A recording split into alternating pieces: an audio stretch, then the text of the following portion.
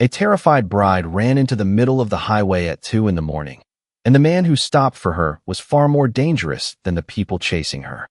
Rain hammered against Savannah Reed's skin as she stumbled barefoot across the empty Chicago highway, the soaked fabric of her wedding dress dragging behind her like a ghost refusing to let go. Her lungs burned with every breath. Cold air sliced through her chest. Somewhere behind her, headlights cut through the storm, growing closer by the second. They were looking for her. Of course they were. Girls like Savannah weren't allowed to disappear quietly, especially not after humiliating wealthy people in front of 300 guests at a country club wedding. Her ankle twisted painfully against the wet pavement, and she nearly collapsed before catching herself on the concrete barrier. The veil pinned to her curls had long since fallen away somewhere in the dark. Mascara streaked down her cheeks. Her bouquet was gone. The only thing left was the diamond bracelet locked around her wrist, like a reminder of ownership. She heard engines behind her again. Louder now. Panic clawed up her throat. "Please," she whispered to nobody, her voice shaking apart in the rain. "Please don't let them find me." Then another sound emerged from the storm. Low, smooth, expensive. A black Rolls-Royce appeared through the curtain of rain, its headlights washing over her trembling figure as the car slowed to a silent stop beside her. Savannah froze. Every instinct screamed at her to run again, but her body had nothing left to give. The back passenger window lowered slowly, and the man inside looked like someone carved him out of shadow and old money. Adrian Moretti sat beneath the dim amber glow of the car's interior lights, one hand resting lazily against his jaw, silver watch glinting beneath the cuff of his black coat. Mid-30s. Sharp cheekbones. Dark blonde hair pushed neatly back. Calm blue eyes that didn't belong to a man who believed in mercy. Rain tapped softly against the roof while he studied her without speaking. Not the dress first. Not the tears. Her face. As if trying to understand why someone looked so frightened standing in a wedding gown at 2 in the morning on an empty road. Savannah stepped backward instinctively. That was when another pair of headlights appeared behind her in the distance. Fast. Searching.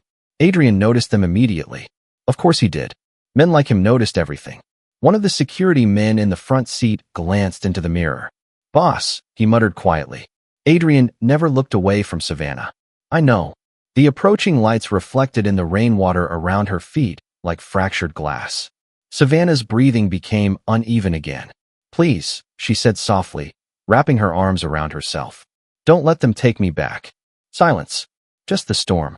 Then Adrian's mouth curved slightly. Not kindness. Not cruelty. Something far more dangerous. Amusement. Possession. "Get in, sweetheart," he said quietly. "Looks like I found my wife."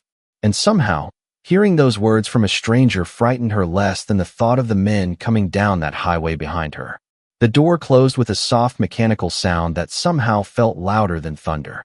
Savannah sat frozen against the cream leather seat, water dripping from her soaked wedding dress onto the polished floor mats, while the city lights blurred beyond the rain-covered windows.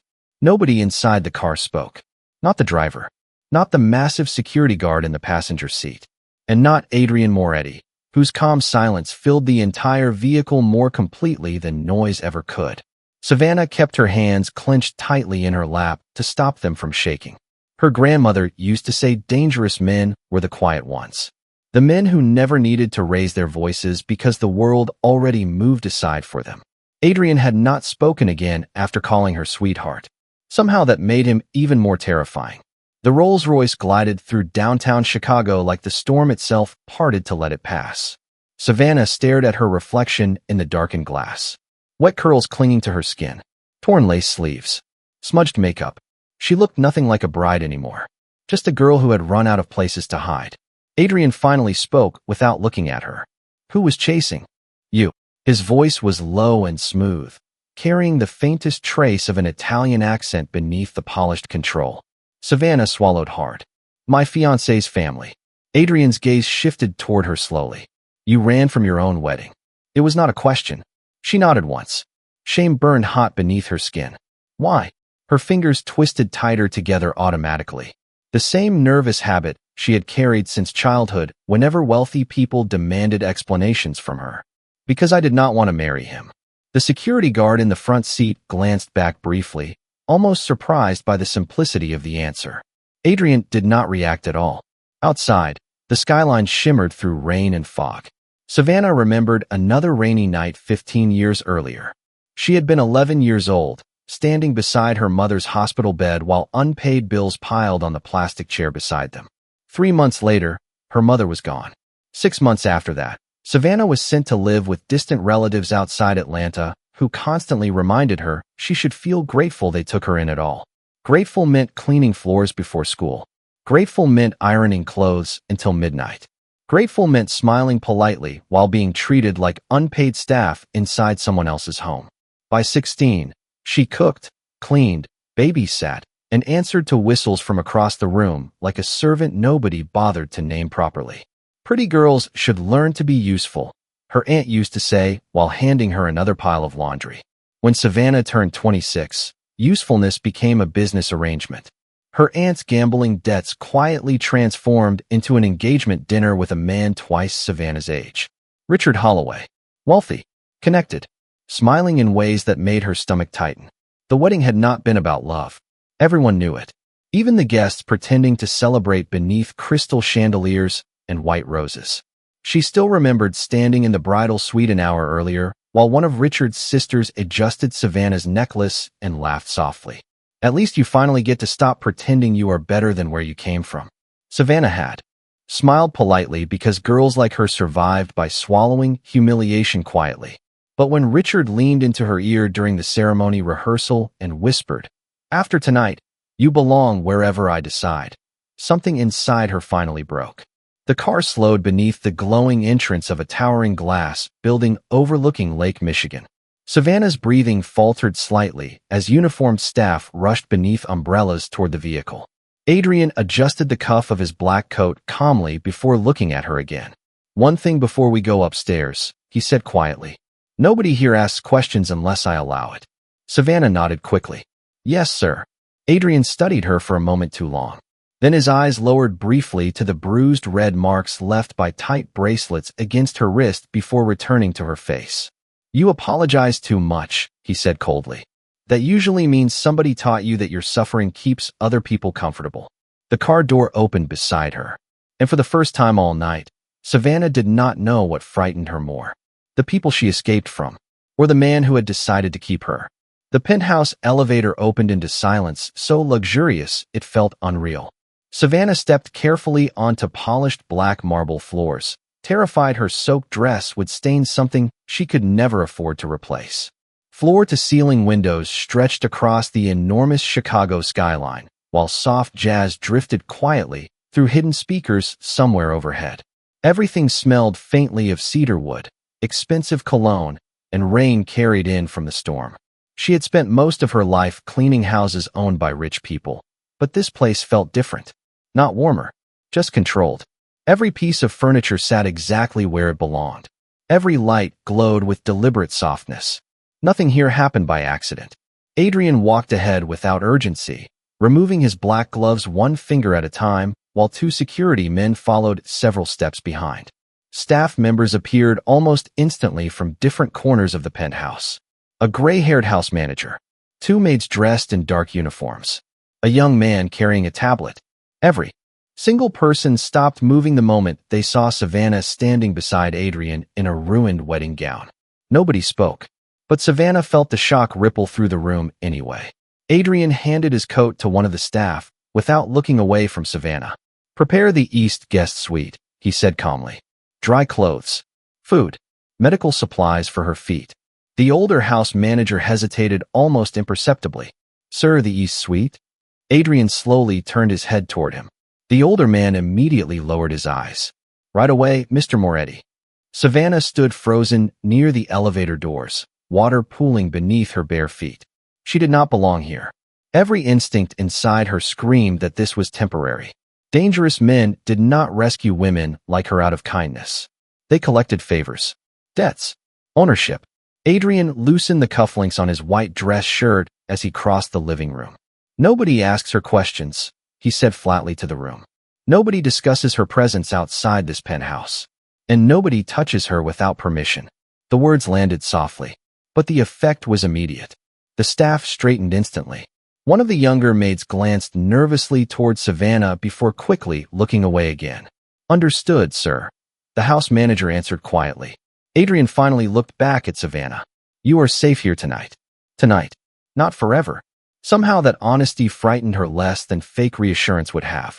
A young maid approached carefully with a folded towel in trembling hands. Savannah instinctively took it with both hands and bowed her head slightly. Thank you. The girl blinked in surprise, as if nobody had thanked her in a very long time. Savannah noticed immediately. Girls who spent their lives serving other people always notice those things. Adrian noticed too. His expression shifted almost invisibly while watching Savannah dry rainwater from the marble floor near her feet with the edge of the towel. Stop doing that, he said. She looked up quickly. I am sorry. I just did not want to make a mess. Adrian stared at her for a long moment. Then his eyes moved toward the diamond bracelet still locked around her wrist. Did they buy you with jewelry and call it love? The question cut deeper than shouting ever could. Savannah lowered her gaze automatically. Silence filled the penthouse again. Somewhere outside, thunder rolled across the city. Adrian stepped closer now, close enough for her to notice the faint scar near his jaw and the exhaustion hidden beneath his perfectly controlled face. Look at me, he said quietly. She obeyed before thinking. His blue eyes held her steadily. Cold, intelligent, dangerous. But beneath all of it sat something else she could not fully understand yet. Recognition. Like he knew exactly what kind of life taught someone to apologize for existing. You are not property in this house, Adrian said softly. Do you understand? Savannah's throat tightened unexpectedly. Nobody had ever said words like that to her before. Not once in 26 years. She nodded carefully, afraid her voice would break if she tried to answer. Adrian studied her trembling face for another second before turning away. Get some sleep, Savannah, he said calmly as he walked toward his office. Tomorrow, we decide what to do about the people hunting you. And as the doors closed behind him, Savannah realized something terrifying. For the first time since running from the wedding, she actually believed somebody powerful might stand between her and the people who thought they owned her. Savannah woke before sunrise because years of serving other people had trained her body to rise before comfort ever could. For several seconds, she forgot where she was. The mattress beneath her felt too soft. The sheets smelled faintly of lavender instead of bleach and detergent. Pale morning light spilled through floor-to-ceiling windows overlooking Lake Michigan, painting silver across the enormous guest suite. Then reality returned all at once. The wedding. The highway. Adrian Moretti. Her pulse quickened instantly. She sat upright too fast, wincing as sore muscles protested beneath the oversized black sweater someone had left folded neatly beside the bed the night before.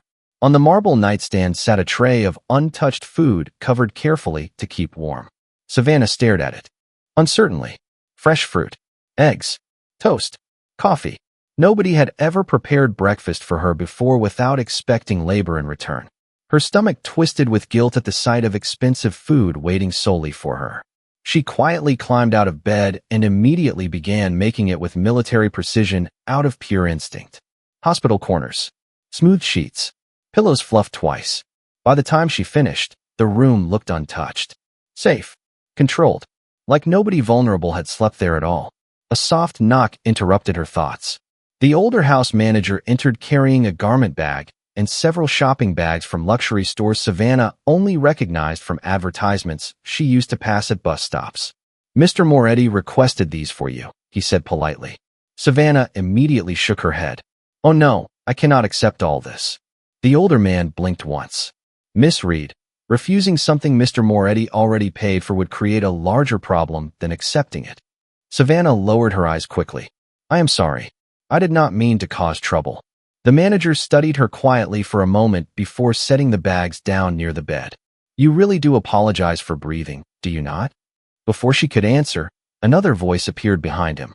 That habit usually means the world punished someone for existing too loudly. Savannah turned sharply toward the doorway. Adrian stood there dressed in dark slacks and a charcoal sweater, one hand resting casually in his pocket while the Chicago skyline glowed behind him through the hallway windows. Somehow he looked even more intimidating in soft morning light. Less like a criminal, more like a man used to being obeyed before he finished speaking. The manager immediately stepped aside. Sir, Adrian nodded once. Leave us.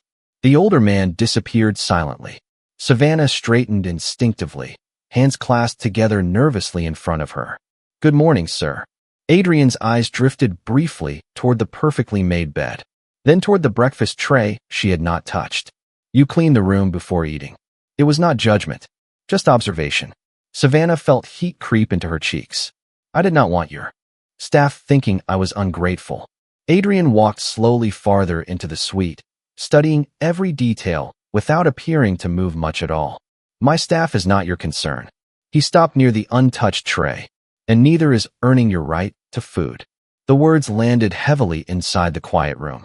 Savannah lowered her gaze again because looking directly at kindness felt strangely more painful than surviving cruelty. Adrian noticed. He noticed everything. Sit down, he said calmly.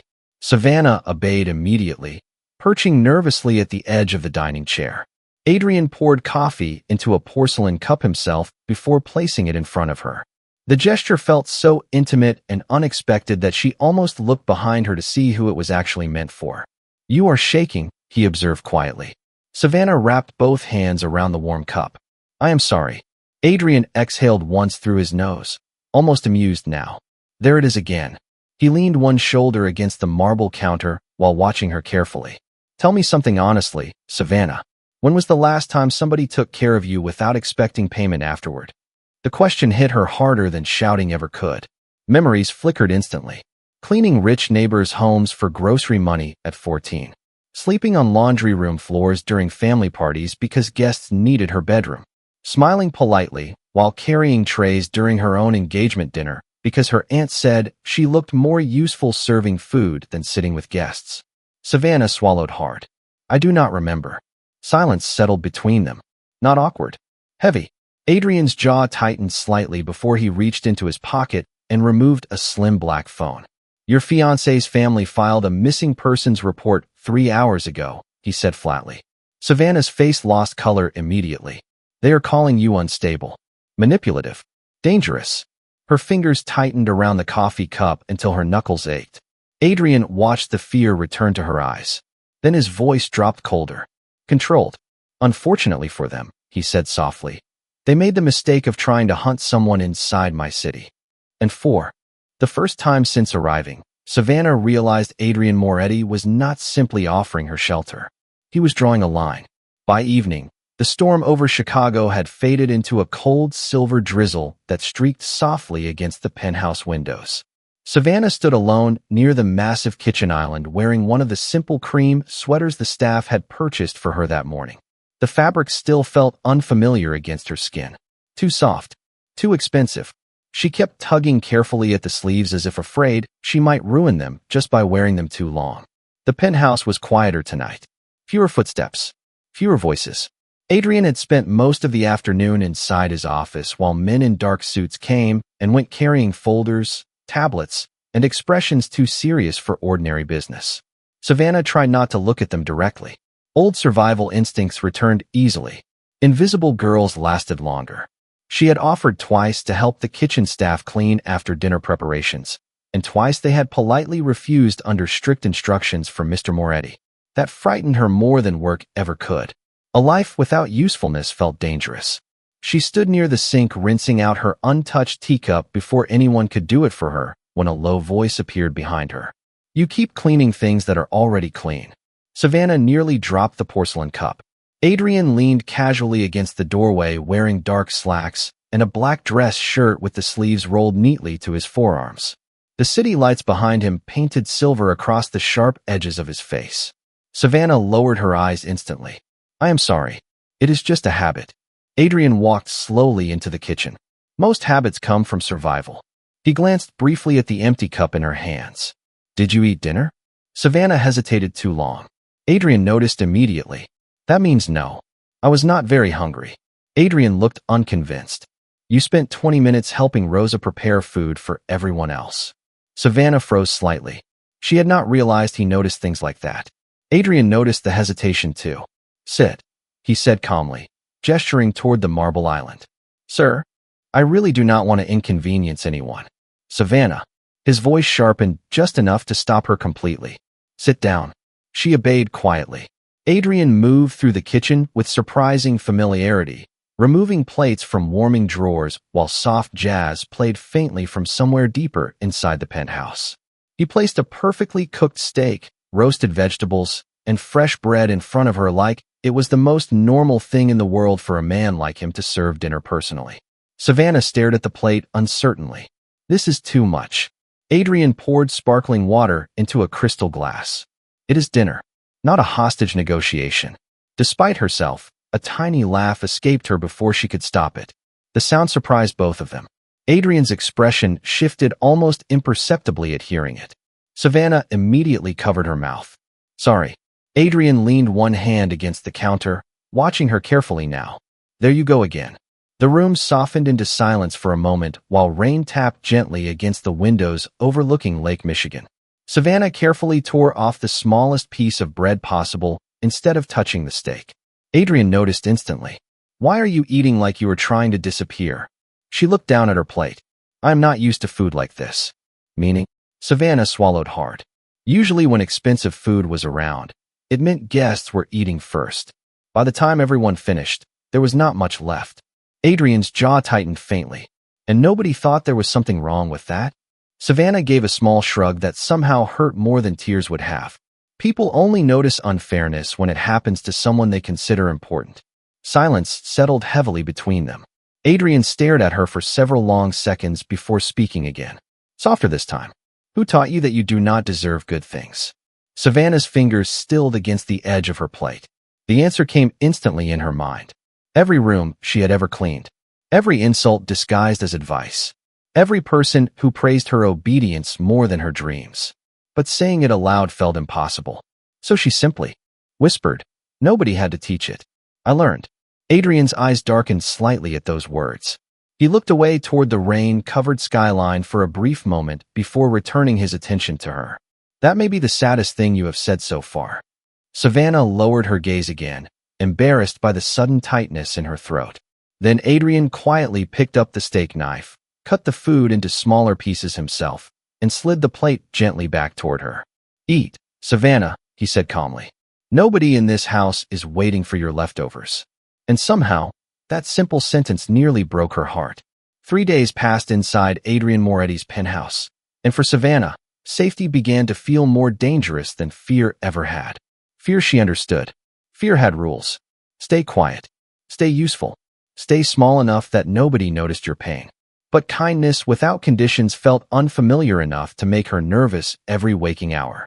The staff no longer looked startled when she entered rooms.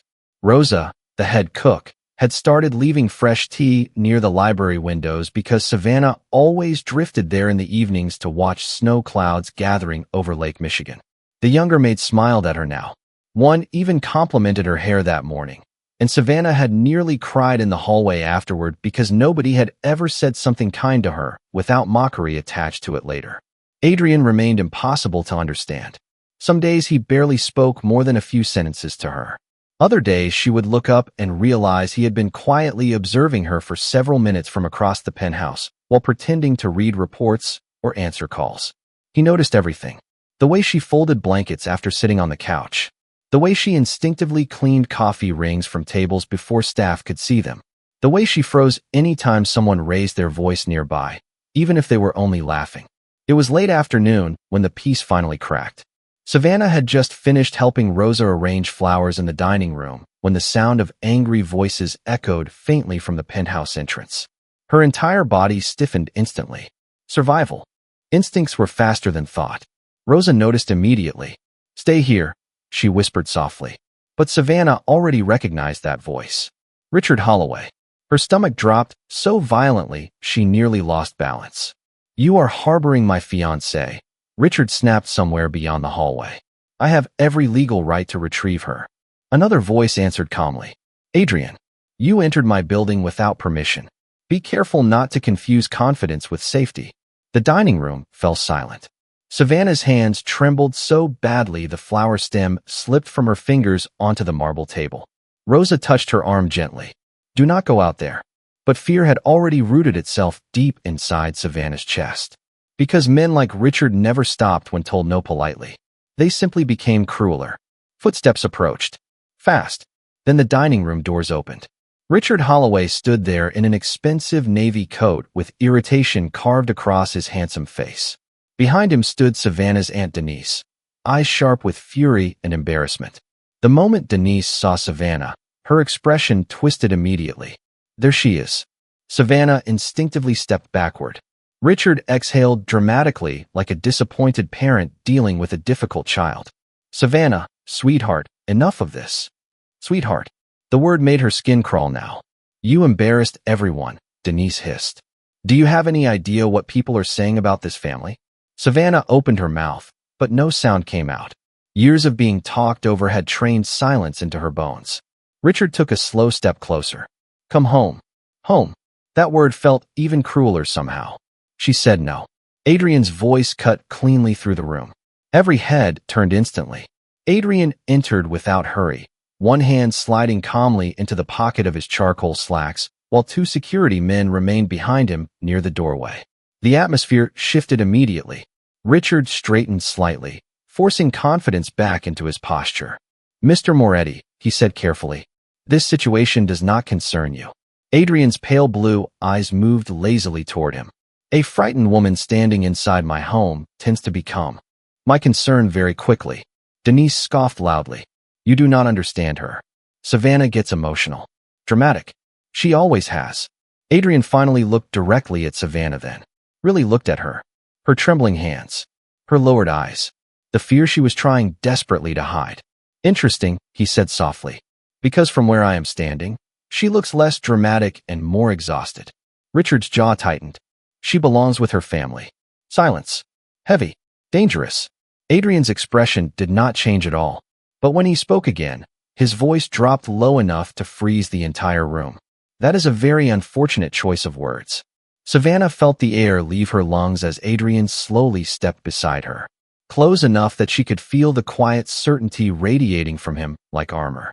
Then, without taking his eyes off Richard, Adrian reached down and gently untangled Savannah's shaking fingers from the edge of the tablecloth, where she had been gripping it hard enough to wrinkle the fabric. Nobody belongs to anyone, he said softly. Not in my house. And for the first time in her life, Savannah watched powerful people become silent instead of her. The room stayed silent long after Adrian's words settled into the air. Nobody belongs to anyone. Savannah felt those words move through her chest almost painfully because part of her still did not believe them.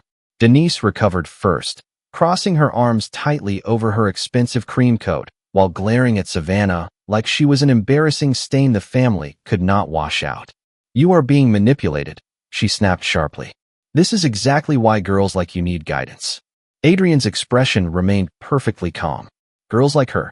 Denise realized too late how those words sounded inside a room where nobody else was foolish enough to speak carelessly. Richard quickly stepped forward, forcing a diplomatic smile. What my future mother-in-law means is that Savannah has had a difficult life. We offered her stability. Savannah almost laughed at the word. Stability. Like cages became kinder when decorated beautifully. Adrian slowly turned his attention back toward Richard.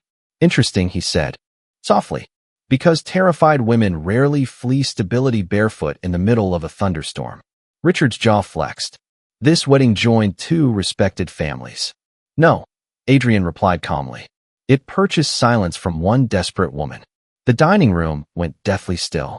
Savannah could actually hear the soft ticking of the antique clock near the hallway.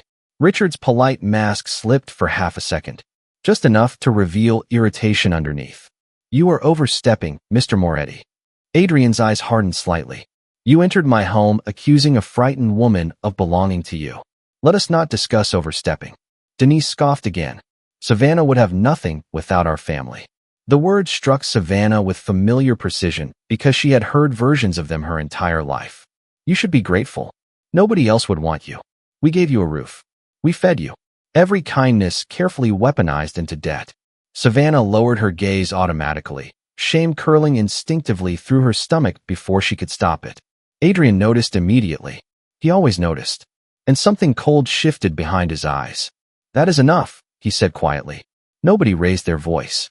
Nobody moved. But the atmosphere changed instantly. Even Richard took a cautious breath before speaking again. Look, he said, softening his tone towards Savannah now. You are upset. Emotional. We can work through this privately. Come home, and we will forget all this happened. Savannah stared at the marble floor beneath her feet. Part of her still wanted to obey automatically, just to stop the tension in the room. Years of conditioning did not disappear in 3 days. Adrian looked at her for a long moment before speaking directly to her for the first time since they entered. Savannah. His voice was calm. Steady. Look at me. She did.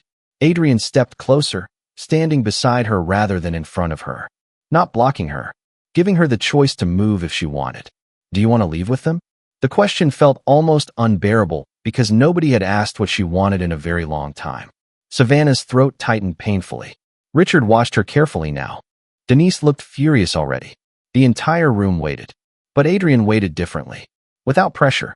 Without ownership. Just patience. Savannah's voice came out barely above a whisper. No silence. Richard's expression darkened immediately. Savannah, be reasonable. Adrian's gaze never left her face. Was that answer forced? Savannah shook her head slowly. No, Adrian nodded once. Then he finally looked back toward Richard and Denise. There is your answer. Richard laughed once without humor. You think this changes anything? We can make this very public. Adrian slipped one hand calmly into his pocket. So can I. The confidence in his voice silenced the room all over again. Then Adrian reached toward Savannah carefully, giving her enough time to pull away if she wished. When she did not, his hand settled lightly against the small of her back. Protective. Certain. Possessive enough to make Richard's expression tighten instantly. Adrian's voice dropped lower now. Colder. You should both leave before this conversation becomes embarrassing for you. Denise looked horrified. Do you even understand who we are? Adrian's pale blue eyes sharpened slightly. Unfortunately for you, he said softly. I understand exactly who you are. Richard held his stare for several tense seconds before finally exhaling through clenched teeth. This is not over. Adrian gave a faint nod. No, it is not. Then the security men stepped forward quietly, and for the first time in Savannah's life, she watched powerful people leave a room because someone stronger chose to protect her instead of control her. The front doors closed behind them with a heavy click. Silence returned again. Savannah's knees nearly gave out from the adrenaline leaving her body. Adrian's hand tightened slightly at her back to steady her before she fell. Easy, he murmured quietly. And somehow that single word felt safer than every promise she had ever heard before. Chicago's first snowfall arrived 2 nights later, dusting the city in quiet white, while Savannah stood near the penthouse windows wrapped in one of Adrian's oversized cashmere blankets. She had not slept much since Richard and Denise left. Fear lingered differently now. Not immediate panic. Something slower. Heavier. The kind that came from waiting for retaliation. Wealthy people rarely accepted humiliation quietly, especially not men used to ownership. Down below, traffic lights glowed red and gold against icy streets while snowflakes drifted past the glass like ash. Behind her, the penthouse remained calm. Too calm. Adrian had spent most of the day on calls inside his office, his voice low and unreadable through closed doors while men in dark suits moved through the halls carrying folders and laptops. Nobody explained anything to Savannah. Nobody needed to. She could feel something changing in the air around her. The soft sound of footsteps pulled her from her thoughts. Adrian entered the living room without announcing himself, loosening the knot of his dark tie with one hand. He looked tired tonight. Not physically, mentally. Like carrying power for too many years had become exhausting in ways nobody around him noticed anymore. Savannah immediately straightened. I can leave if you need the room. Adrian stopped walking entirely. You say things like that so often I am beginning to wonder if anyone ever allowed you to exist comfortably. Heat crept into Savannah's face. I did not mean, I know. His voice softened slightly. Adrian crossed toward the fireplace and placed a thick folder onto the coffee table between them. Savannah's stomach tightened instantly. What is that? Adrian looked at her for a long moment before answering. The truth. Snow drifted silently beyond the windows, while Savannah slowly sat down across from him. Adrian opened the folder calmly. Inside were photographs, bank statements, property records, legal contracts. Her breath caught immediately when she recognized Richard's signature stamped across several documents beside her own name. What is this? She whispered. Adrian leaned back slightly, watching her carefully. Your aunt and Richard Holloway transferred money between accounts 3 months before your engagement. Savannah stared at the papers without breathing properly. No. Adrian slid another document toward her. Your marriage license also included financial control agreements hidden beneath estate clauses. Savannah's hands began trembling violently now. I never saw these. Because nobody intended for you to. Silence swallowed the room. Adrian's voice remained calm. Too calm. The kind of calm powerful men used when anger had already turned cold. Your aunt's gambling debts exceeded $400,000, he continued quietly. Richard paid them in exchange for marriage rights tied to your name, labor, and future inheritance benefits. Savannah felt sick suddenly, like the room tilted beneath her feet. Labor. Adrian's jaw tightened faintly. You were expected to manage several Holloway properties without salary after the wedding. Her eyes filled instantly. Not from surprise. From confirmation. Somewhere deep down, she had already known. Knew the wedding was never about love. Knew her obedience had been sold long before she walked down that aisle in white lace. Adrian watched realization break across her face piece by piece. There is more, he said quietly. Savannah shook her head immediately. I cannot. You need to. His voice was gentle this time. That somehow hurt worse. Adrian slid one final page toward her. A private email exchange between Richard and Denise. Savannah's pulse thundered painfully as her eyes scanned the words. She is compliant. She will adjust eventually. Girls from her background usually do. The room went silent except for the crackling fire. Savannah lowered the paper slowly, staring at nothing now. Her entire life suddenly felt smaller than she remembered. Every compliment about her being polite, quiet, easy to manage. None of it had ever been kindness. Just approval for obedience. Adrian's expression darkened as he watched tears gather silently in her eyes. Savannah. She looked away quickly, ashamed of crying in front of him. I really believed maybe if I tried hard enough. Her voice cracked softly. Maybe they would finally love me. Adrian became very still after those words. Then, slowly, he leaned forward and removed the document from her shaking hands before she could crumple it accidentally. People who benefit from your suffering are not capable of loving you correctly, he said quietly. Savannah pressed trembling fingers against her mouth to stop herself from breaking apart completely. Adrian's eyes never left her face. And for the record, he added softly, the problem was never that you were difficult to love. Silence settled heavily between them again.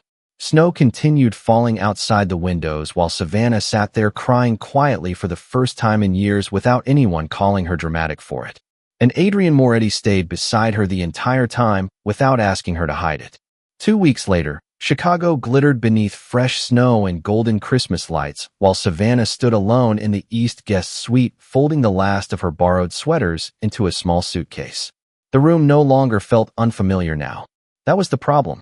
Somewhere between morning coffee beside the penthouse windows and quiet dinners where Adrian pretended not to notice when she smiled at his terrible dry humor, this place had begun to feel dangerously close to home. And Savannah Reed had learned a long time ago that comfort could disappear overnight. The legal investigation against Richard Holloway and Denise had spread quickly through Chicago's wealthy circles after Adrian quietly released financial records to the right people. There were no dramatic headlines. No public shouting. Just lawyers withdrawing support. Bank accounts frozen pending review. Invitations disappearing. Powerful people distancing themselves silently from scandal the moment it became inconvenient. Adrian had destroyed them the same way winter buried streets overnight. Calmly. Completely. Savannah should have felt victorious. Instead, she felt restless. Because every beautiful thing in her life had always come with an expiration date attached. She zipped the suitcase slowly, blinking hard against unexpected tears. Leaving before she became unwanted felt safer than waiting to be abandoned later. A soft knock interrupted her thoughts.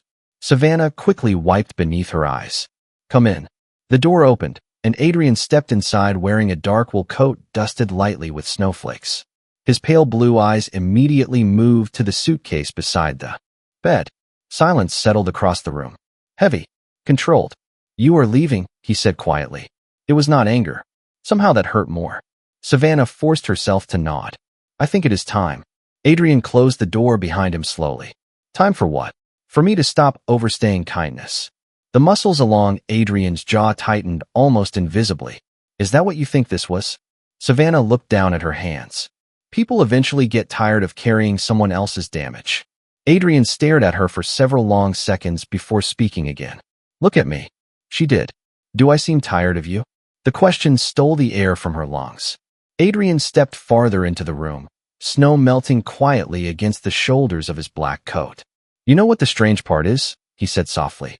I spent years believing I understood people perfectly. Most of them wanted money, protection, status, fear. His eyes held her steadily now. Then one terrified woman climbed into my car wearing a ruined wedding dress and apologized for bleeding on the leather seats. Savannah's breath caught painfully. Adrian reached into his coat pocket slowly and removed a small velvet box. Her pulse immediately stumbled. Adrian. He crossed the room until only inches separated them. Close enough that she could see exhaustion beneath his composure again. Close enough to notice the small scar near his jaw she had quietly memorized weeks ago. Adrian opened the velvet box. Inside rested a simple diamond ring. Elegant. Timeless. Real. Savannah looked up at him in shock. I do not understand. Adrian's expression softened in a way she had only seen when he thought nobody was watching. The first night I met you, he said quietly, I called you my wife because I needed a reason to protect you. His voice lowered slightly. This ring is different. Savannah's eyes filled instantly. Adrian. He gently took her trembling hand into his. Careful. Certain. Like he understood fragile things deserved tenderness instead of control. You asked me once why I helped you, he murmured softly. The truth is, I think some part of me recognized you immediately. Savannah's tears finally slipped free now. Adrian slid the ring slowly onto her finger. Because people who survive cruelty without becoming cruel themselves are rare. The room fell silent except for the distant sound of snow brushing softly against the penthouse windows. Savannah stared down at the ring through blurred vision before whispering shakily, What if I do not know how to be loved correctly? Adrian lifted his eyes to hers. Calm, steady, entirely certain. Then we learned together. Something inside Savannah broke apart then.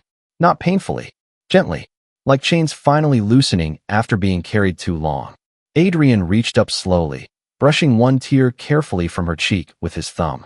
You never needed to earn safety, Savannah, he said quietly. You only needed someone willing to protect your dignity once they saw it. She closed her eyes briefly against the warmth spreading painfully through her chest. And standing there beneath the soft golden lights of a Chicago winter, Savannah realized the most dangerous man she had ever met was also the first person who ever looked at her and saw someone worth choosing. And that night, for the first time in her life, home looked like a person.